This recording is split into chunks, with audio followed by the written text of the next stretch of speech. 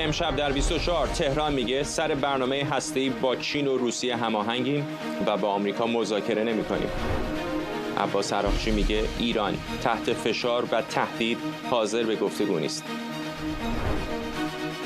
دیدار وزرای دفاع عربستان سعودی و آمریکا در واشنگتن، موضوع تهدیدات ایران یکی از مباحث گفتگو. شکایت 3 ایرانی مقیم آمریکا از پرویز ثابتی از مدیران ارشد ساواک. شاکیان میگن پیش از انقلاب به دستور ثابتی شکنجه شدن. از استودیوی ایران اینترنشنال این 24 است با فرداد فرهزاد. بینندگان ایران اینترنشنال در ایران و سراسر جهان سلام و وقت بخیر. عباس عراقچی وزیر خارجه ایران در نشست خبری با وزیر خارجه روسیه گفته جمهوری اسلامی تحت فشار، تهدید و تحریم حاضر به مذاکره نیست و در موضوع هسته‌ای هم تهران با هماهنگی روسیه و چین حرکت میکنه. سرگئی لاوروف هم در این نشست خبری گفته دیپلماسی همچنان ظرفیت حل و فصل مسائل هسته‌ای رو داره و باید از اون به درستی استفاده کرد. ما در موضوع هسته‌ای با همکاری و هماهنگی دوستان خودمون در روسیه و چین حرکت خواهیم کرد و مواضعمون رو هماهنگ خواهیم کرد. هیچ امکان مذاکره مستقیم بین ما و آمریکا در موضوع هسته‌ای تا زمانی که فشار حداکثری به این شکل خودش اعمال خواهد شد وجود نخواهد داشت. همزمان در بریتانیا روزنامه تلگراف میگه ایران به دلیل نگرانی از حمله اسرائیل و آمریکا سامانه‌های دفاعیش رو در اطراف تأسیسات هسته‌ای و موشکی به حالت آماده باشه کامل درآورده. به گزارش تلگراف منابع ارشدی در ایران تایید کردند که جمهوری اسلامی در حال استقرار پرتابگرهای جدید سامانه‌های پدافند هوایی در نزدیکی این تأسیسات. پیشتر هم رسانه‌های آمریکایی بر اساس ارزیابی نهادهای اطلاعاتی این کشور نوشته بودند که اسرائیل احتمالاً در ماه‌های پیش رو نقاطی رو در ایران هدف قرار میده. حالا تلگراف نوشته مقامات جمهوری اسلامی هر شب در انتظار حمله‌اند. همزمان خالد بن سلمان وزیر دفاع عربستان در واشنگتن با همتای آمریکاییش پیت هگست درباره تقویت همکاری‌های دفاعی گفتگو کرده. وزارت دفاع عربستان سعودی گفته هدف این گفتگو افزایش همکاری‌های دفاعی و منافع مشترکه. خبرنگارمون سمیرا قرایی از وزارت خارجه و آرش علایی از کنگره به ما پیوستند. سمیرا با تو شروع بکنیم. وقتی حرفای وزیر خارجه ایران رو در کنار همتای روسش شنیدی درک تو چه بود؟ آیا نشانه ای از احتمال مذاکره مثلا غیر مستقیم میشه دید یا کلا دارن رد میکنن هر نوع احتمال چانه‌زنی رو با واشنگتن؟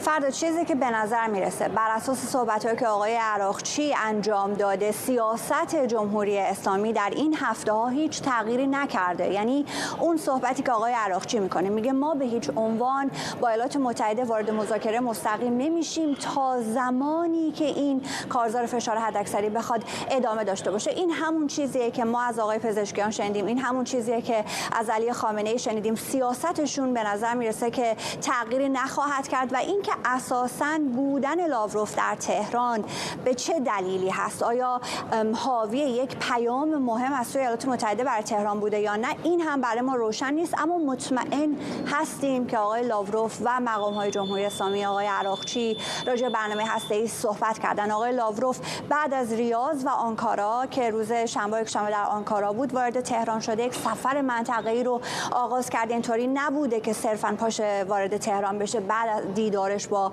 مقام‌های ایالات متحده این وسط راهی ترکیه هم شده، اونجا راجع به سوریه مفصل صحبت کرده با همتای ترک خودش. در تهران هم باز راجع به سوریه صحبت کردن، راجع به قفقاز صحبت کردن، ولی اون چیزی که مرکز توجه ما هست و راجعش هم از قضا کمتر از بقیه چیزها می‌دونیم همین بحث هسته‌ای هست که چه خواهند کرد. آقای لاوروف نکته مهمی که گفته اینه که میگه هنوز جای دیپلماسی وجود داره، یعنی هنوز به زعم کشور روسیه میشه این وسط یک میانجیگری کرد. همچنان همچنان میشه صحبت کرد و مخصوصا که روز قبل هم ایرانی‌ها با طرفای اروپایی نشستند و آقای عراقچی میگه که ما به آقای لاوروف کامل با جزئیات گفتیم که ما چه گفتیم با اروپایی‌ها و چه شنیدیم.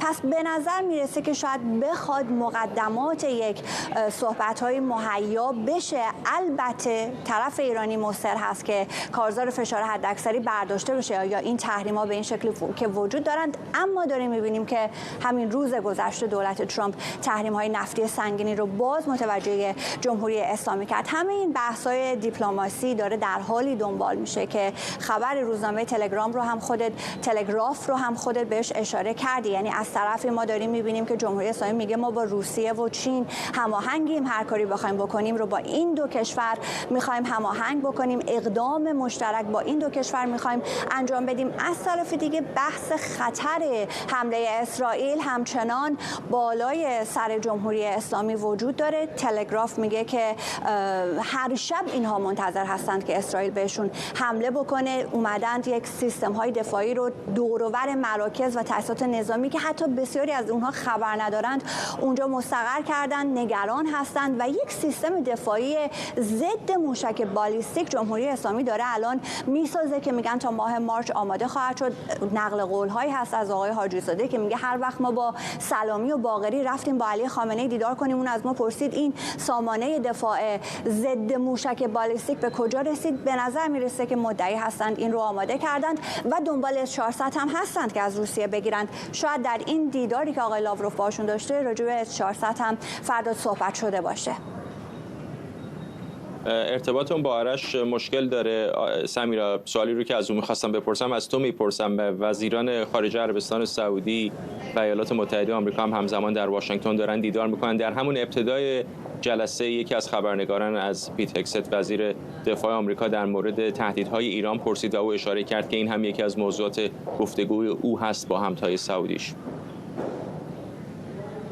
فرداد، امیدوارم که ارتباط با آرش برقرار بشه، او توضیح بیشتر در این رابطه بده. قرار هست که وزیر دفاع عربستان سعودی بجز حالا دیداری که با وزیر دفاع آمریکا همتای آمریکایی خودش انجام داد، همین الان اینجا در ساختمان وزارت خارجه است و تا یه حدود 25 دقیقه دیگه هم قرار هستش که یک دیدار مشترک با آقای روبیو انجام بده. این دیدارها بیشتر حائز اهمیت است اگر نگاه بکنیم که در این سالهای اخیر از زمانی که بحث خاشقچی پیش آمد و دولت ایالات متحده برای یکی از اون اقدامات تنبیهی تصمیم گرفت که فروش تسلیحات تهاجمی رو نه دفاعی به عربستان سعودی متوقف بکنه، هرچند در انتهای دولت بایدن اون رو برداشتن و اجازه فروش این تسلیحات آفنسیو رو دادن به کمپانی‌های آمریکایی.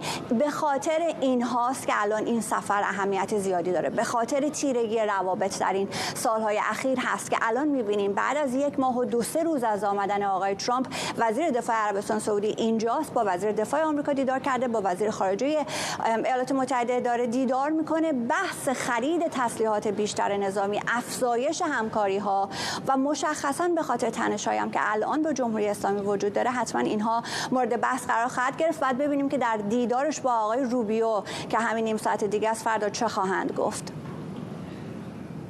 ممنونم از تو. ارتباطمون با آرش هم برقرار شده. سمیرا قرایی از وزارت خارجه گزارش میداد. آرش، نمیدونم صحبت‌های سمیرا رو شنیدی یا نه، ما خیلی کوتاه داشتیم اشاره می‌کردیم به دیدار وزرای خارجه ایالات متحده آمریکا و عربستان سعودی. می‌دونیم که سعودی‌ها خیلی برای دولت آقای ترامپ به خصوص مهم هستن، هم به خاطر نقشی که در میانجیگری احتمالی سر مذاکرات اوکراین دارن بازی می‌کنن و هم به خاطر سرمایه‌گذاری‌های عظیمی که وعده دادن در آمریکا انجام خواهند داد.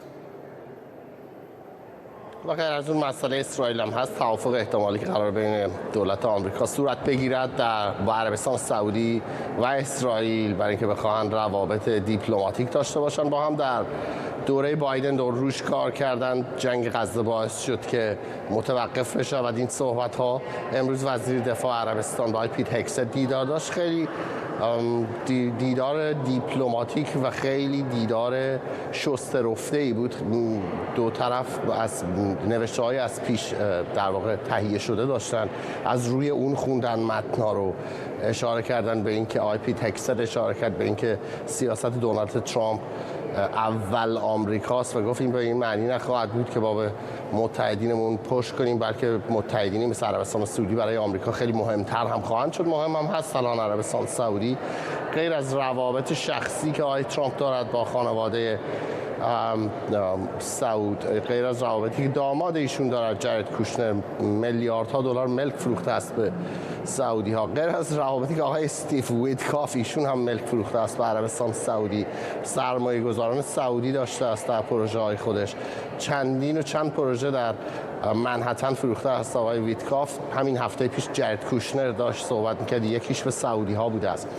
با توجه به روابط شخصی که دارند خانواده ترامپ و دوروبری‌های ترامپ با عربستان سعودی و نقشی هم که عربستان سعودی در دوره اول ترامپ داشت در نزدیک شدن بعضی از کشورهای عربی در خریدهای نظامی که انجام داده از آمریکا، انتظار می‌رود که نقش بسیار پررنگ‌تری هم داشته باشه، مخصوصا در جریان مذاکراتی که با روسیه انجام می‌دهد.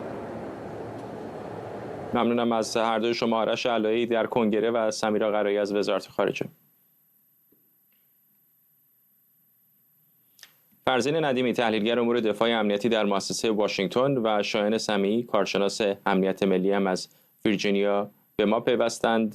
با آقای ندیمی شروع میکنم. چقدر به نظرتون واقعا این نگرانی ها در مورد اینکه احتمالاً ایالات متحده و ایران نخواهند تونست مذاکره بکنن سایه انداخته بر سر موضوع هسته‌ای الان؟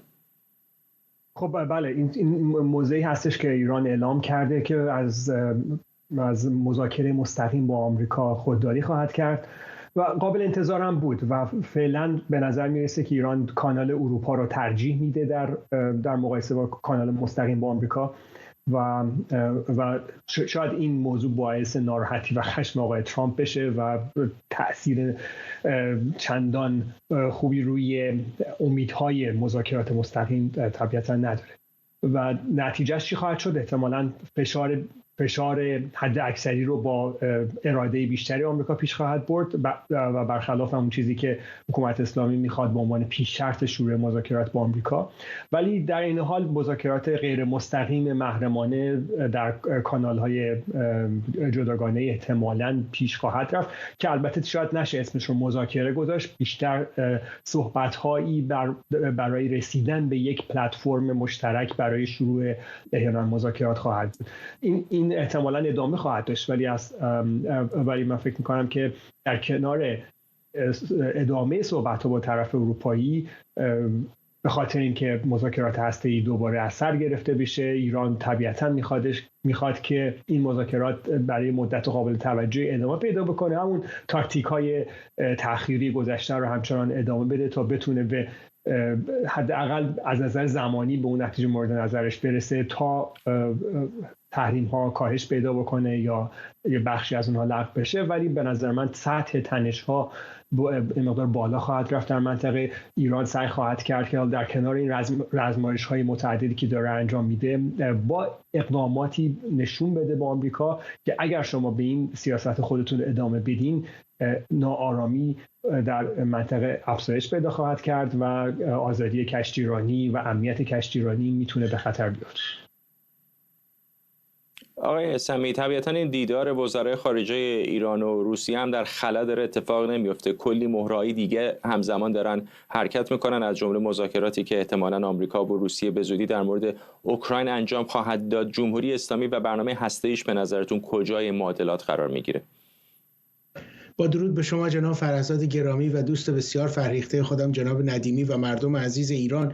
ببینید، این یک امر واقعی که داره اتفاق میفته. ما دیدیم که چند روز گذشته نمایندگان ایالات متحده در عربستان سعودی با نمایندگان روسیه ملاقات کردند. همین آقای لاوروف اونجا حضور داشت. قدر مسلم یک سری پیام‌هایی از طرف ایالات متحده قرار بوده که منتقل بشه به جمهوری اسلامی. من فکر میکنم و اون چیزی هم که در محافل امریکا گفته میشه این هست که ایالات متحده میخواد از روسیه و از اهرم روسیه در مقابل جمهوری اسلامی استفاده بکنه. به روسیه گفته شده که اگر شما میخواهید نظر مثبت امریکا رو در مقابله با مسائل اوکراین به دست بیارید، باید بتونید جمهوری اسلامی رو مجاب به یک سری رفتارهایی بکنید. من فکر نمی کنم این چیزی که آقای عراقچی اعلام کرده که ما با روسیه و چین هماهنگ خواهیم شد درست باشه. در حقیقت یک سری دستورالعمل‌هایی رو آقای لاوروف آمده اعلام بکنه که اتفاقا خود روسیه هم بتونه از این استفاده بکنه، به امریکا بگه شما اگر در مقابل اوکراین به ما کمک بکنید، ما هم برای حداقل متعادل کردن معضل جمهوری اسلامی میتونیم اقداماتی رو به عمل بیاریم. باز هم فکر میکنم جمهوری اسلامی اینجا هیچ گونه دست برنده ای نداره، هیچ گونه هماهنگی قرار نیست اتفاق بیفته، فقط یک سری دستورالعمل ها هست که از طریق آقای لاوروف رسیده. اما در مورد مسئله صحبت و ملاقات وزیر دفاع امریکا با وزیر دفاع عربستان، این رو هم فراموش نکنیم که عربستان در حال حاضر میخواد در منطقه یک نقش بازیگر اصلی رو داشته باشه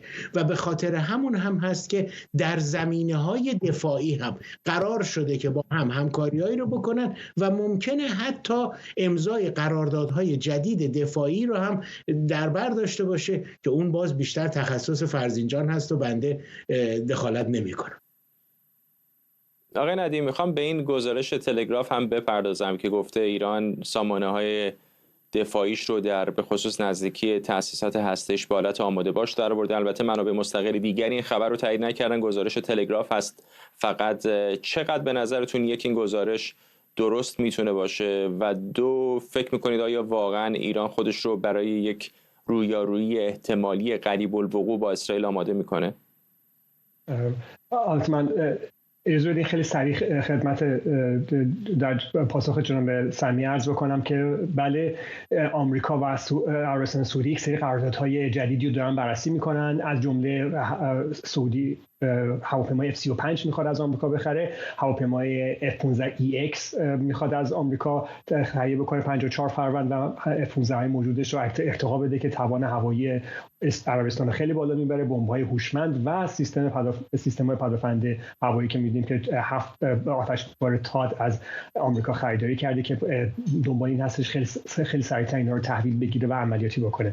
در مورد ایران بله، گزارش‌ها و شواهد نشون میده که ایران داره سعی میکنه که سیستم پدافند هوایی و شبکه پدافند هوایی خودش رو خیلی در حالت آماده باش قرار بده و آنها رو برای یک حمله چند لایه آماده بکنه، هم ارتفاع پایین، هم ارتفاع متوسط و هم ارتفاع بالا. در آزمایش‌ها هم از اونها استفاده شده. در چند مورد هم البته سعی کردن نشون بدن که سیستم 300 ما عملیاتی هست، در کنار باور 373 مشغول انجام وظیفه هست. عکس‌های ماهواره‌ای نشون میده که برخی از اون رادارهایی که اسرائیل از بین برده همچنان جاش خالی هست و برخی دیگه رادارهای دیگری رو از جاهای دیگری آوردن و در اونجا مستقر کردن. سیستم های ساخت ایران رو در کنار اون آتشبارهای S-300 مستقر کردن تا بتونن نقاط کور رو پوشش بدن و تا حدی موفق بودن در این زمینه. این نکته رو باید توجه کرد و یادآوری کرد که پدافند هوایی ایران بسیار گسترده و مفصل هست و هم نیروی پدافند هوایی ارتش و هم فرماندهی پدافند هوایی سپاه روی این موضوع سالها کار کردن، انواع سیستم ها رادارها رو همه جا مستقر کردن. من فکر نمی کنم که یک بار حمله هوایی اسرائیل اگر به صورت مقطعی تاثیر قابل توجه گذاشته همچنان تاثیرش ادامه داشته باشه، ولی اگر دوباره قرار باشه که حمله گسترده‌ای به تأسیسات هسته‌ای ایران انجام بگیره، حمله به پدافند هوایی ایران طبیعتاً یکی از اهداف اصلی و اولیه خواهد بود و ایران خودش این رو میدونه که با استفاده از موشک‌هایی که اسرائیل در دفعه اول استفاده کرده، اگه دوباره مورد استفاده قرار بگیره باز هم میتونه ضربه سختی در این مورد بخوره و نگران این هستش که این حملات غیرقابل پیش بینی اسرائیل و احیانا با همکاری آمریکا باعث بشه که یک سری حفره‌های غیرقابل بسته شدنی در این پدافند ایجاد بشه و در نتیجه بتونن آسیب پذیر باشن و اسرائیل بتونه حملات قابل توجهی انجام بده. این نگرانی وجود داره ولی تلاش زیادی کردن که پدافند هوایی در آماده باشه، کامل باشه و من فکر می‌کنم یک درگیری قابل توجهی از زمینه پدافند هوایی رو باید انتظار داشت. در صورتی که حمله هوایی به تأسیسات هسته ایران انجام بگیره. آقای سمیع، میدونم که این سوالی که میپرسم اما و اگرهای زیادی داره، ولی با فرض اینکه یک حمله گسترده نظامی علیه تأسیسات هسته ایران صورت بگیره، خب میشه حدس زد که اسرائیل و احتمالاً کشورهای نگران منطقه تا اندازه‌ای دست کم برای مدتی از تهدید هسته ایران خیالشون راحت خواهد شد. اما برای خود حکومت ایران چنین حمله‌ای به نظرتون چه معنایی خواهد داشت؟ آیا حکومت رو متزلزل‌تر خواهد کرد؟ آیا اتفاقاً به خاطر احتمالاً شاید اونطور که اونها ممکن تصور بکنن حمایت مردمی پایه‌هاشون رو مستحکم‌تر خواهد کرد، یا میتونه بعد تا به فروپاشیشون منجر بشه؟ ببینید، من فکر میکنم که بیشتر از هر چیزی منجر به تزلزل و حتی امکان فروپاشی حکومت جمهوری اسلامی باشه. به چه دلیل؟ برای اینکه ایالات متحده داره کوشش میکنه با همپیمانان منطقه‌ای خودش یک سری برنامه ریزی هایی رو انجام بده و همه اونها رو حول این محور متفق القول بکنه که وجود جمهوری اسلامی یک معضل بزرگی است در منطقه. حالا از طرفی دارن هم به قطر هم به عربستان سعودی یک بال و پری میدن نسبت به اینه که یک بازیگر خوب منطقه‌ای باشن. از طرف دیگر ایالات متحده داره کوشش میکنه که با نزدیک شدن به روسیه و حداقل یک برنامه ریزی مدون داشتن در مقابل روسیه رو بخواد از داشتن یک همسایه هسته‌ای بهراسونه. و به خاطر همین هم من هست که من فکر میکنم اگر یک حمله برنامه ریزی شده، علیرغم همه اون چیزهایی که جناب ندیمی فرمودن و به درستی هم اشاره کردن که پدافند هوایی جمهوری اسلامی هم میتونه مشکل ساز برای نیروهای حمله کننده باشه، اما اگر این حمله به صورت گسترده، به صورت پایدار و در یک مدت زمان خاصی باشه، من فکر میکنم این بیشتر به فروپاشی حکومت جمهوری اسلامی بیانجامه، به خاطر اینکه جمهوری اسلامی برنامه موشکی خودش رو تقریبا از دست داده، برنامه پهپادی خودش رو از دست داده و این مسئله هستی آخرین تیری است که در کمان دارن. ممنونم از هر دوی شما. شاهین سمیعی، کارشناس امنیت ملی، و فرزین ندیمی، تحلیلگر امور دفاعی و امنیتی، هر دو از واشنگتن و هومه. در کانادا کارزار انتخاب رهبر حزب لیبرال و نخست وزیر کانادا همچنان ادامه داره. کانادایی‌ها در شب دوشنبه شاهد مناظره رهبری حزب لیبرال بودند. در این مناظره تاکید بر تاثیر دونالد ترامپ رئیس جمهوری آمریکا و تهدید تعرفه‌های 25% بر کالاهای کانادایی بود. در کنار اون به جنگ حماس و اسرائیل و آینده خاورمیانه هم پرداخته شد. همکارم مهسا مرتضوی از تورنتو کانادا با ماست. مهسا، می‌دونم که مناظره رو گوش کردی، از نکات مهمش اول بهمون بگو. فرداد، مناظره بسیار دوستانه‌ای بود بین 4 نفری که حالا سعی می‌کنن رهبری حزب لیبرال رو در دست بگیرن و نخست وزیر کانادا بشن. حتی شده برای مدتی کوتاه قبل از اینکه انتخابات بعدی بخواد تشکیل بشه در این مناظره شاید میشه گفت که همه در تکمیل صحبت‌های همدیگه صحبت کردن و در واقع نشون دادن که موضع حزب لیبرال 2 موضوع اصلی رو دنبال میکنه. یکی مقابله با دونالد ترامپ و تهدیدهایی که کرده، حالا چه تعرفه‌های 25%، چه اضافه کردن کانادا به عنوان ایالت 51م، و اینکه موضوع دیگر موضوع رهبری پیر پولیه و احتمال نخست وزیری او در آینده بود که هر دوی این موضوعها چیزی بود که حزب لیبرال می‌خواست نشون بده که در مقابل اونها موضع سفت و سختی داره، اما روابط دوستانه‌ای که بین این افراد هم وجود داشت، از جمله اینکه مارک کارنی مثلا پدرخوانده پسر کریستیا فریلند هست، یا کریستیا فریلند مدت هاست که با کارینا گولد در مجلس عوام کانادا همکاره و روزانه همدیگر رو می‌بینن. در این مناظره هم به چشم خورد. شاید کسی که یک کمی دورتر بود از این فضا فرانک بیلیس بود که یک در واقع تاجر هست، یک کارآفرین هست، در شهر مونترال کار میکنه. او زبان فرانسوی هم زبان اصلیش بود. در این مناظره راحت‌تر بود در اینکه مناظره به زبان فرانسوی بود و در نتیجه تونست که مواضع خودش رو بیشتر برای کانادایی‌ها روشن بکنه، چیزی که شاید کانادایی‌ها هم به اندازه دیگر افراد او رو نمی‌شناختن، چرا که چند سالی هم هست که از سیاست فاصله گرفته. سالهای پیش به عنوان نماینده لیبرال در مجلس بود، اما سال‌هاست که فقط شغل خودش رو که در واقع کارخونه‌ای رو داره که 1000 نفر هم برای کار می‌کنن رو دنبال میکنه. انتقادها هم در رسانه‌های کانادایی زیاد بود که چرا انقدر این دوستانه بوده این مناظره و احتمالاً حالا امشب که مناظره دومی تشکیل میشه به زبان انگلیسی شاید چالش‌های بیشتری رو بتونیم ببینیم در مناظره امشب. محسا، یک تصور عمومی وجود داره در بین بسیاری، حالا درست و غلطش به کنار، که موضع دولت لیبرال نسبت به محافظه‌کاران در مقابل جمهوری اسلامی نرمتر هست. آیا به نظر میرسه که رهبری جدید هم همین موضع رو پی بگیره در حزب لیبرال؟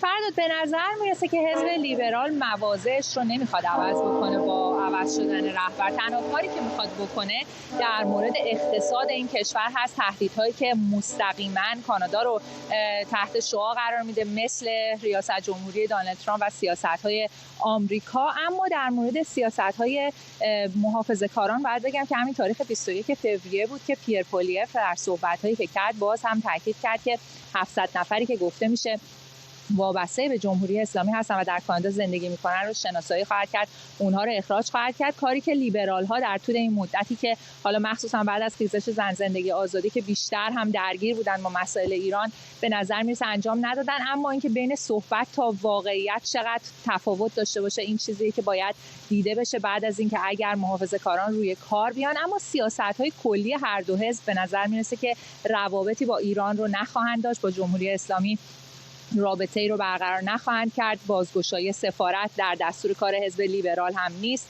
در طول این مدت چند سال اخیر تحریم‌های زیادی شامل حال جمهوری اسلامی شده و به نظر میرسه که افق درخشانی در روابط بین این دو کشور وجود نداره. اما حالا عملیاتی کدوم حزب بتونه قاطع‌تر عمل بکنه اون هم همونطور که میگم باید صبر کرد و دید که حزب بعدی که روی کار خواهد آمد چه خواهد کرد.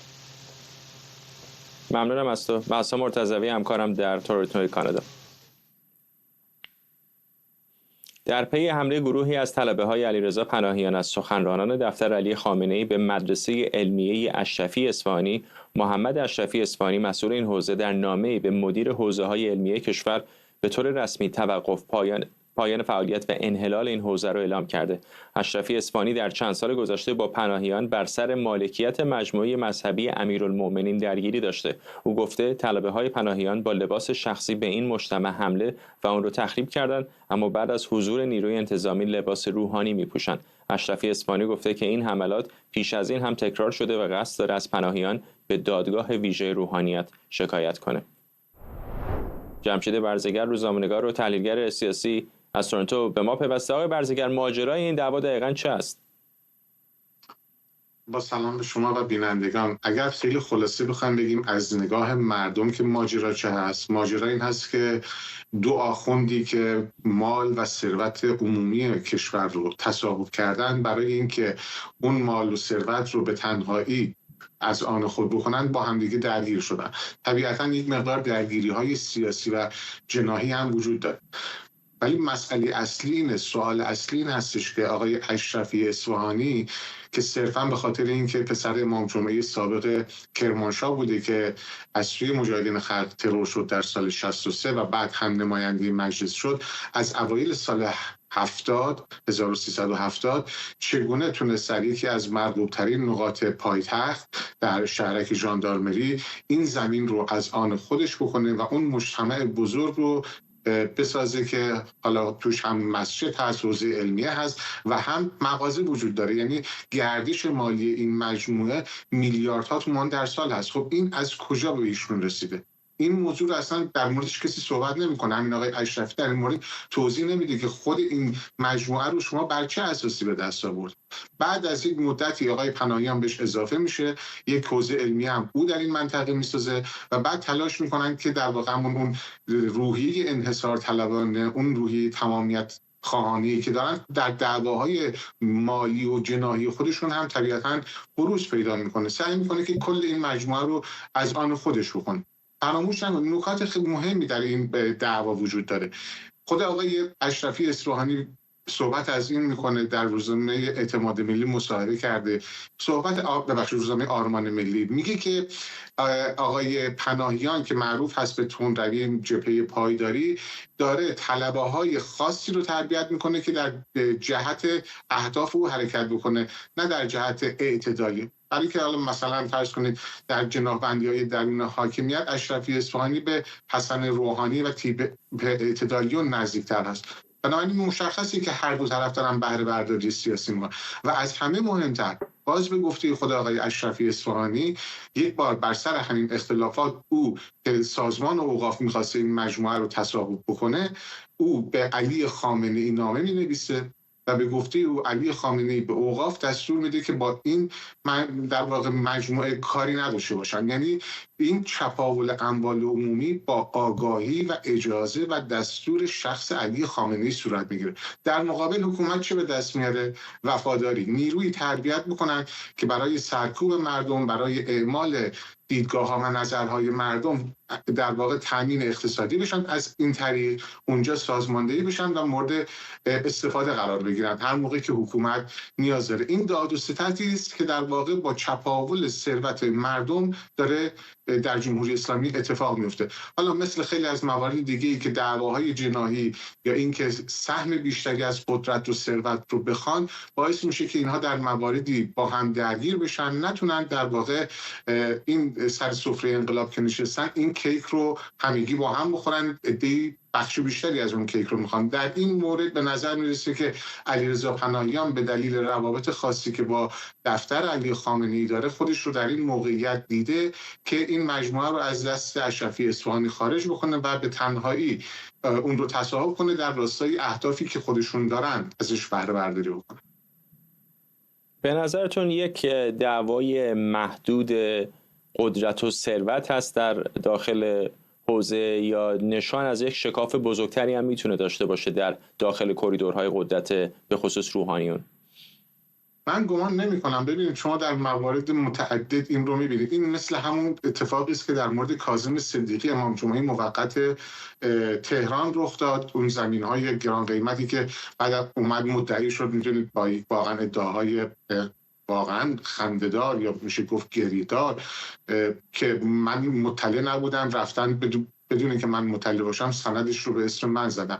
شما اگر نگاه بکنید در مورد بسیاری از مراجع تقلید وجود داره که این بحث وجود داره. یکی سلطان شکر، یکی سلطان لاستیک، همه اینها در حال در واقع داد و ستد هستن بدون اینکه اساساً هیچ نوع بازرسی از اینها بشه، مالیاتی به طور روشن بدن، عملکرد شفافی داشته باشن بر واردات در تولیدی که دیگه در کشور وجود نداره. ولی در همه این حوزه‌ها در واقع چنگ انداختن و در حال مکیدن شیره جان مردم هستن. اینها اگر اختلافی هم بین خودشون باشن، تجربه نیم قرن گذشته نشون داده که به هر حال اون رو با هم حل و فصل خواهند کرد. حالا تا حدی کسی در دوره بیشتر تصاحب کنه، کسی کمتر، ولی اگر قرار باشه در مقابل در واقع این شکاف هنوز حداقل به اونجا نرسیده که همه اونها مثلا اگر قرار باشه در مقابل مردم تعیین موضع بکنن، موضع گیری بکنن، می‌بینیم که کاملا در کنار هم نیستن. برای همینه که مثلا فرق نمی‌کنه آقای اشرفی اصفهانی به همون اندازه از آبان خونین و کشتار آبان حمایت میکنه، دفاع میکنه که نیروهای اصولگرا در سال 1401 میزنن میکشن. بنابراین در اون تصویر عمومی و کلی‌تر اگر بخوایم نگاه بکنیم، درگیری‌های درونی قدرت برای کسب ثروت بیشتر وجود داره، ولی هنوز اون چتر برفراز سر اینها که بتونه در واقع اونها رو متمایز میکنه از مردم ایران و در واقع به اونها یک همسویی و یک همکاری مشترک بینشون ایجاد میکنه برای مقابله با این مردم، این از بین نرفته یا چندان ضعیف نشده. برای اینکه به خوبی میدونن که اگر قرار به حسابرسی باشه، مسئله این نیست که چرا این مجموعه الان باید به پناهیان برسه یا نه.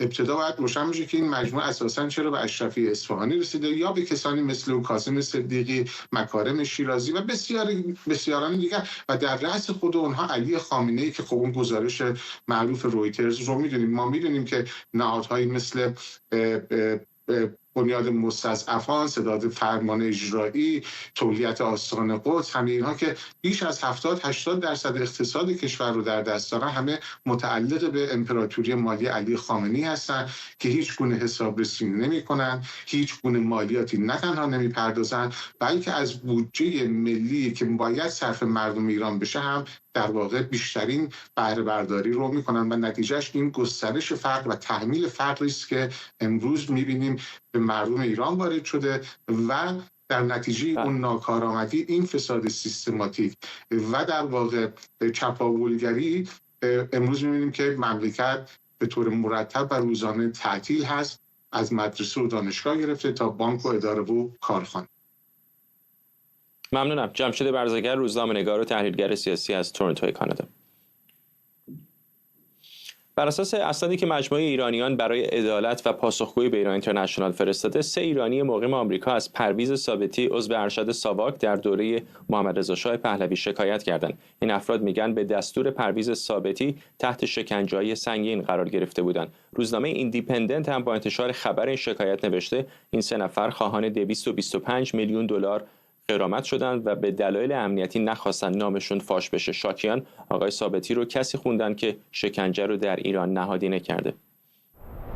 آرش آرامش، حقوقدان و کارشناس امنیت ملی از واشنگتن با ماست. آقای آرامش، الان در به خصوص فضای مجازی بحث‌های سیاسی در این مورد زیاد هست، ولی میخوام اونو بذارم کنار، از حوزه حقوقی ازتون بپرسم که یک، اصلا چنین پرونده‌ای چقدر شانس پیروزی داره؟ یک، با توجه به زمان قابل توجهی که از اون زمان گذشته آیا شامل مرور زمان نمیشه؟ و دو، اصلا آیا ایالات متحده یا حالا هر حوزه‌ای که در اون شکایت مطرح شده قلمرو قضایی داره در این باره یا نه؟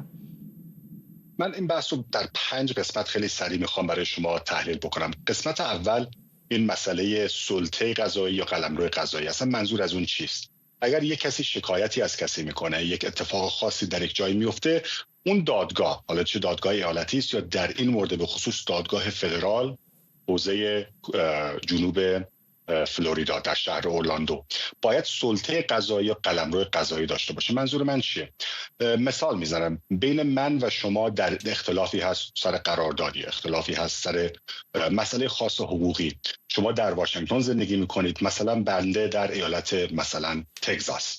خب من نمیتونم بیام در یک ایالت در دادگاه فدرالی در مونتانا یا در ایالت مثلا آریزونا شما شکایت بکنم. چرا؟ چون بر اساس آیین دادرسی قضایی فدرال باید نشان بدم که اون دادگاه، اون حوزه استحفاظی قضایی سلطه یا قلمرو داره بر اون متهم. پس نکته اول اینجاست. آنچه که متهم شاکیان باید نشون بدن اینه که بر اون حوزه استحفاظی قضایی فلوریدا، اون قاضی دادگاه فدرال و اون شعبه بر شخص متهم که پرویز ثابتی است قلمرو و سلطه قضایی داره. بهش میگیم jurisdiction.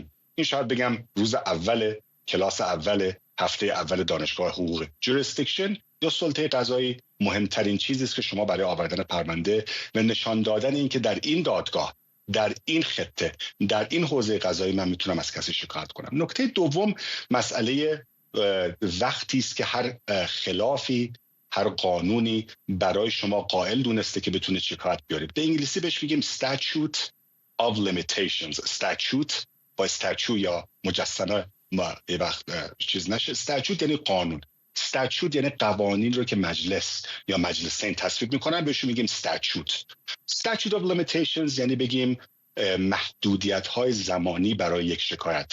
معمولاً هر شکایت یک محدودیت زمانی دارد، حتی شکوایه‌ها یا کیفرخواست‌های جزایی، به غیر از 2 چیز: قتل عمد، قتل درجه 1 عمد و تجاوز به خردسال، به کسی زیر 18 سال. برای هر چیز دیگه مدنی یا جزایی شما 2 سال، 5 سال، بستگی به ایالتش، بستگی به جرمش، بستگی به نوعش و بستگی به آن چیزی که چه قانونگذار ایالتی، چه قانونگذار فدرال دیده، یک statute of limitations دارد، قانون محدودیت ها دارد. مثلا اگر کسی سر شما کلاه گذاشته در فلان ایالتی، مثلا در تگزاس، بگیم فراد یا تقلب، ببینید قانونگذار میگه چند سال وقت دارید شما یک همچین پرونده رو بیارید. اگر قراردادی داشتید مثلا در ایالت الف یا ایالت ب، قانونگذار میگه از روزی که قرارداد شما فسخ شد و شکسته شد، شما 3 سال یا 5 سال وقت دارید که همچین شکایتی بیارید تا ابد نیست. نکته آخرم نکته خسارت 225 میلیون دلار. خب پس این 3 نکته رو گفتم. بریم نکته اول،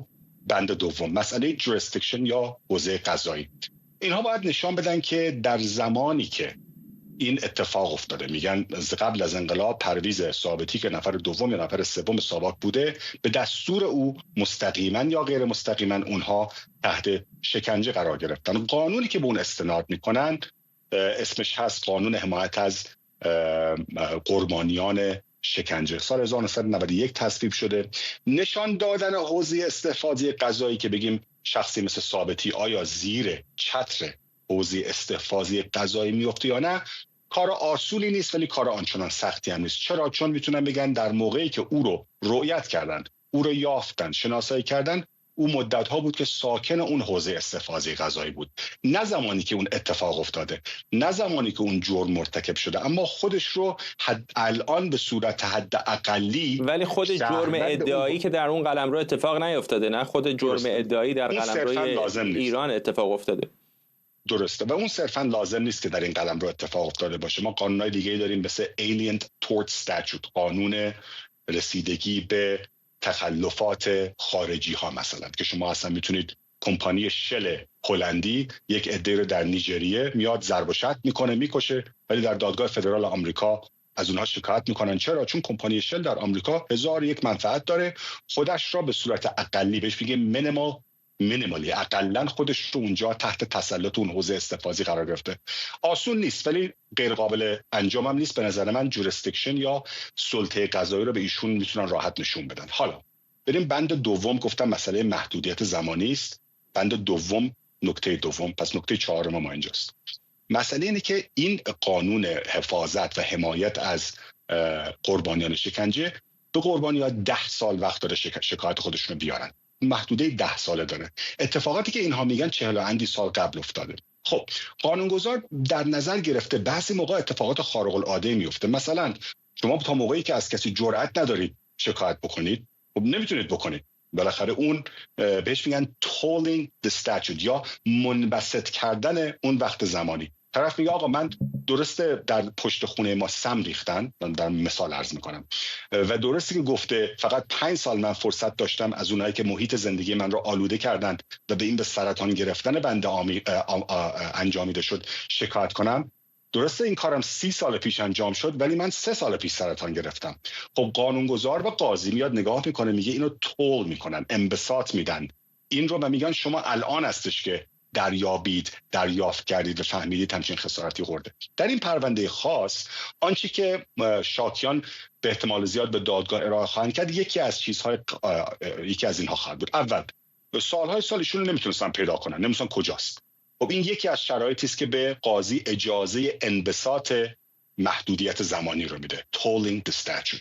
دوم، اینها حتی نمیدونستن که کی بوده که دستورات رو داره. شما بالاخره با سیستم امنیتی دارید صحبت میکنید، به خصوص سیستم امنیتی مثل ساواک. خب بالاخره FBI آمریکا که نبوده، یا سیستم مثلا فرانسه که نبوده، سیستمی بوده که با سیستم بسته بوده.